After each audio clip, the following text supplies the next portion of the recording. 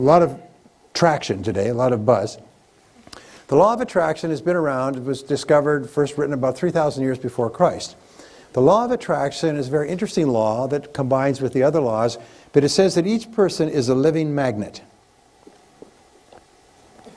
Now, along with the law of attraction, there's a couple of other laws. One is called the law of vibration. And the law of vibration, as you know, everything in the physical universe is in vibration, even thoughts. Now, what causes a thought to vibrate is the emotional component of the thought. A thought with no emotion just lies there. An emotion with no thinking is just out of control, like a random molecule. But a thought which is impelled by an emotion sets up a force field of energy that attracts into your life people, ideas, and resources necessary to achieve the thought. And the more powerful the emotion, the faster it comes into action. Now, the interesting thing is all these laws are neutral. If you believe negative things, then that's what you will see, that's what you'll perceive, that's what you'll experience. If you expect negative things to happen, that's what will happen as well. So don't talk about things you don't want, because your mind is so powerful. It's this powerful engine that is sending out vibrations and attracting into your life people and circumstances in harmony with the things you're saying and the thoughts that you're thinking. If you're thinking negative thoughts, you're attracting those things into your life.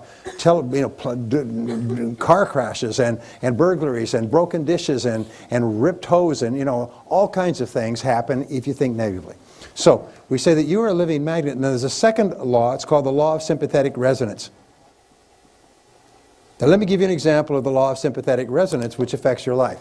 If you had two pianos in a large room, and you went over and you hit the note of C sharp on this piano, bang, and you walked across the room to the other piano, the string of C sharp would be vibrating in perfect harmony with the string vibrating on the piano that you struck.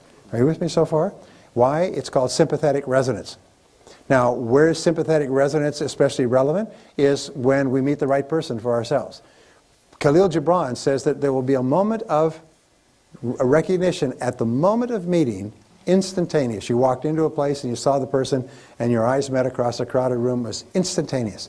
Well, it's the same thing. The law of attraction is a very interesting law, but it says that whatever thoughts you're thinking, positive or negative, are sending out this force field of energy that's attracting into your life people and circumstances in harmony with it.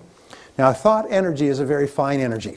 If you were talking about throwing bullets or basketballs, you couldn't get them through the wall.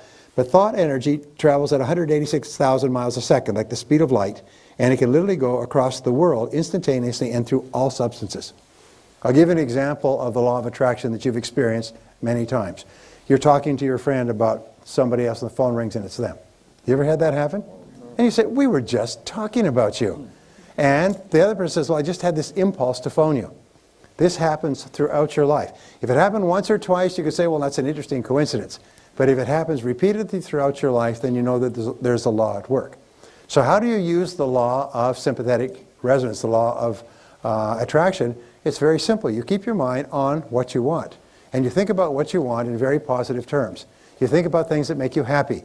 You think about people that you love, and you think about success experiences. Interesting difference between winners and losers. Can you guess? Prior to every sales call or experience, both of them visualize and recall a memory. But winners recall their previous success experience and how happy they were about that. And non-winners recall their previous unhappy experience and how bad they felt and how depressed they felt and how unsuccessful and so on. So winners think of their past success experience and they set up a force field of energy that largely creates that experience. Sometimes when you walk into a room, if you are really up, people will turn their head. I mean, the vibrations will hit them. They'll turn their head. They'll notice that you've come into the room. So this is very much determined by the thoughts that you're thinking. We'll talk about this as we go along. So the law of attraction says you're constantly attracting into your life people, circumstances, ideas, resources in harmony with your dominant thoughts, but it is a neutral law. Nature is neutral in this sense. If you think negative thoughts and worried thoughts and anxious thoughts and angry thoughts, that's what you attract into your life. And so it's really important that you be aware of that. Okay, the next law is called the law, I've written these down here. There's actually 32, oh, it's one of my favorite. It's called the law of correspondence. I love this one. It's kind of a summary law in many ways, and it has an equation. And